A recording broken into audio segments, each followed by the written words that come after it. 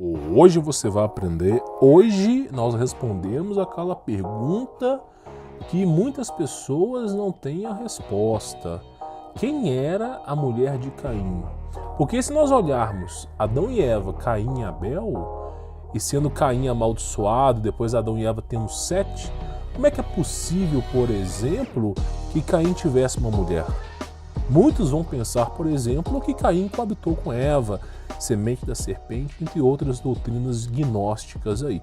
Então hoje nós vamos explorar essa pauta. Peço encarecidamente para você deixar o seu like, é o combustível desse canal, se inscrever, ativar as notificações e conhecer o meu trabalho. Tem um link na descrição, tenho certeza que você vai gostar, um preço acessível e com 50% de desconto. Tem o meu contato pessoal por lá. Bom, vamos lá. Esse material de estudo, só lembrando, está no Telegram, tá? Gratuitamente. Caim teve mulher e filhos? É uma pergunta, né? Vamos ver. E Caim saiu da presença do Senhor e habitou, depois que ele foi amaldiçoado, e habitou na terra de Nod, no leste do Éden. E Caim conheceu sua mulher, e ela concebeu e teve Enoque. Não confundir com Enoque, filho de Jared e pai de Matusalém, do livro de Enoque, tá? Não confundir com ele, é outro Enoque. E ele edificou uma cidade e chamou o nome da cidade de Enoque, conforme o nome do seu filho. Gênesis capítulo 4, versículo 16 e 17. Então você vê claramente que a Bíblia afirma que Caim, tá? Ele teve filhos, tá? Ele teve uma esposa. Agora, quem que é essa mulher? Que na Bíblia é silenciada, nos contos litúrgicos é silenciado, mas nos apócrifos tem nome, né? Então nós vamos ampliar esse estudo de hoje, tá? Na Bíblia existe um silêncio perante a esposa de Caim, e isso abre brecha para doutrinas gnósticas, tá? Como Caim tomou Eva e gerou filhos, que eu já falei sobre isso. Caim gerou filhos com Lilith, né? Eles também dizem que Lilith foi a primeira mulher de Adão, e Caim, ele para gerar filhos, ele coabitou com Lilith, né? A pseudo primeira esposa de Adão. Contudo, que não se fale a grande quantidade gigantesca de filhos que eram gerados no passado, ainda mais com seres humanos beirando os 1000 anos de existência. Para comprovar isso, vejamos o que a Bíblia diz, né? E os dias de Adão, depois de ter gerado Sete, foram 800 anos, e gerou filhos e filhas. Gênesis capítulo 5, versículo 4. Então vamos lá, olha só. Nós temos aqui Adão e Eva gerando Caim e Abel. Caim mata Abel, depois Adão gera Sete, né? E aí você vê o seguinte, ó, os dias que Adão viveu na Terra, eu já falei sobre o calendário, é só você procurar meus últimos 2 vídeos que eu falo sobre o calendário hebraico, que é bem antigo, o calendário lunar. O ano de hoje é o mesmo ano do passado, a observação das estrelas e também, tá, das condições do tempo, primavera, outono, inverno, tudo isso tinha no passado, tá? Então olha só, e fala, foram 800 anos e gerou filhos e filhas. Então a Bíblia não explica com quem Caim casou, mas diz claramente que Adão gerou vários filhos e filhas. Nós temos algumas tradições judaicas que explicam até quantos filhos que foram, tá? Olha só, segundo a tradição judaica, Adão e Eva tiveram diversos filhos, homens e mulheres. Pela tradição judaica, tiveram 60 filhos, sendo 33 homens e 27 mulheres, tá? Sendo assim, preenchendo a lacuna da ausência da mulher para Caim se relacionar. Existem livros apócrifos que dizem que Adão e Eva geraram 5 filhos. Nós temos o conto judaico, com Adão e Eva gerando 60 filhos, é até mais plausível, porque viveram muito tempo. E nós temos alguns apócrifos, como o segundo livro de Adão e Eva, ou Caverna dos Tesouros, como muitos conhecem, falando da existência de 5 filhos. E eu até coloquei um trecho aqui desse livro, ó. Quanto a Adão, ele não conheceu novamente a sua mulher pelo resto dos dias de sua vida.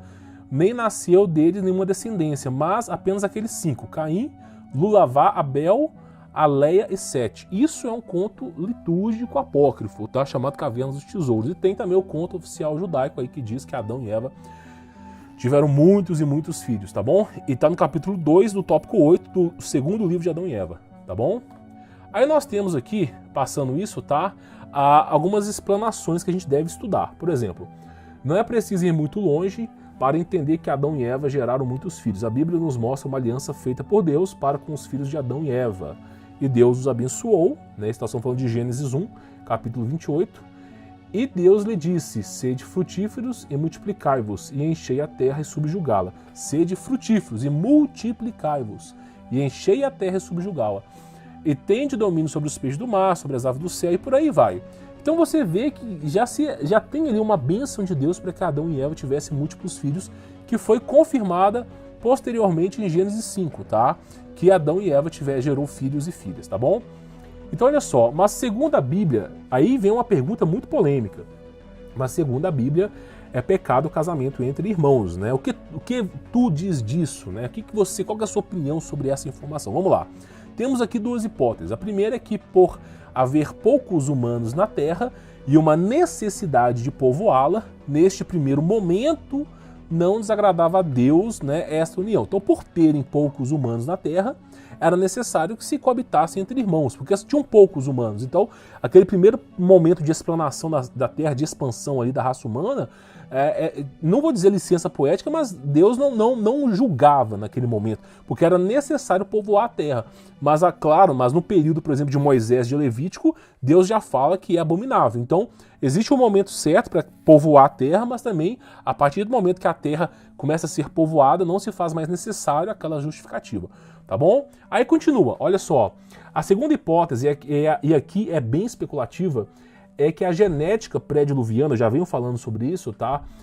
Que tinha os homens, permitiu o casamento entre irmãos sem prejudicar o DNA. O problema do casamento entre irmãos é o DNA, o cromossomo humano, que é atrapalhado, tá?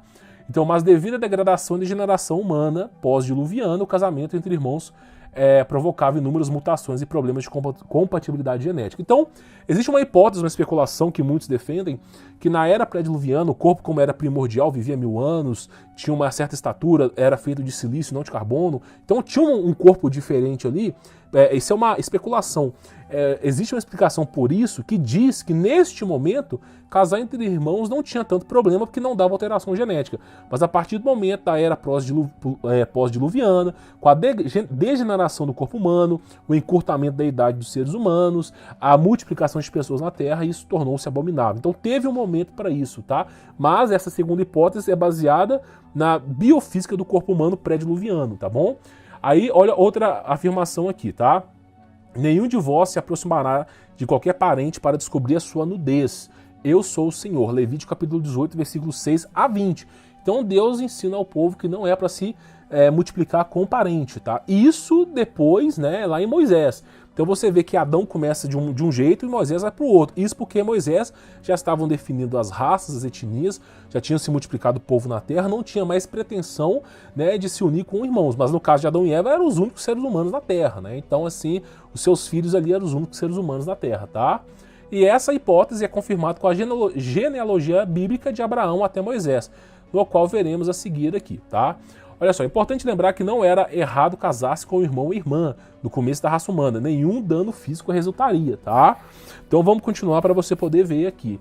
Mais de 2000 anos depois, Abraão se casou com a sua meia-irmã Sara. Olha só, isso é Gênesis capítulo 20, versículo 12. Seu irmão Naor se casou com a filha de seu irmão Arã.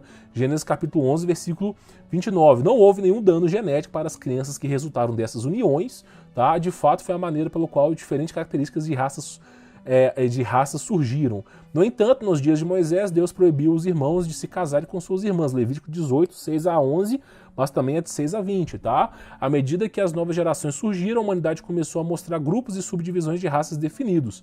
Como os homens se tornaram mais racialmente distintos, tornou-se geneticamente prejudicial para parentes de sangue próximo se casarem e produzirem descendentes. Então, assim, o problema é que começou a ter incompatibilidade genética. E isso já no período de Moisés, por isso que Deus os advertiu. Mas lá no começo não tinha tanto problema, tá? Mas quando foi se mesclando, foi criando raças e etnias, começou-se a ter problema genético aí. Por isso que não se tornou abominável o casamento entre irmãos aí, tá bom?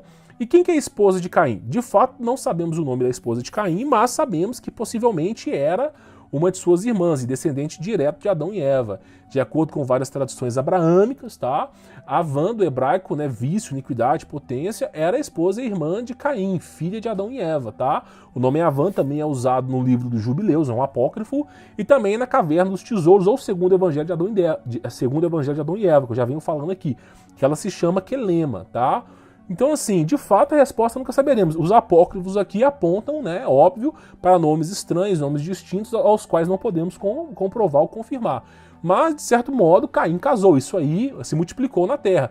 Isso aí nós vimos aqui na Bíblia, tá? Que ele conheceu a sua mulher e concebeu e teve um filho. Então você vê aí que ele conseguiu ter uma esposa. Então não necessariamente é um conto gnóstico, tá? Muitas vezes foram os filhos, né? Alguma filha de Adão e Eva num dado momento, como diz Gênesis aqui, né? Que os dias de Adão, Adão foram 800 anos e gerou filhos e filhas. Provavelmente uma boa especulação é que seja filhas de Adão. Alguma delas aí, tá? Veio a se relacionar com Caim e formou a cidade de Enoque, tá bom? Então essa é uma especulação, uma explanação, tá bom? Acredito que você tenha gostado aí de uma ideia. Esse e-book de acompanhamento de estudo você encontra lá no Telegram, tá? Peço para você deixar o seu like, é extremamente importante para divulgar o trabalho, tá bom? Um trabalho investigativo, um trabalho historiador, arqueólogo aqui, tá? Peço para você deixar o seu like, se inscrever no canal, ativar as notificações e quiser conhecer meu trabalho, tem links na descrição, tá bom? Vou ficando por aqui, sou Humberto Voltz, forte abraço!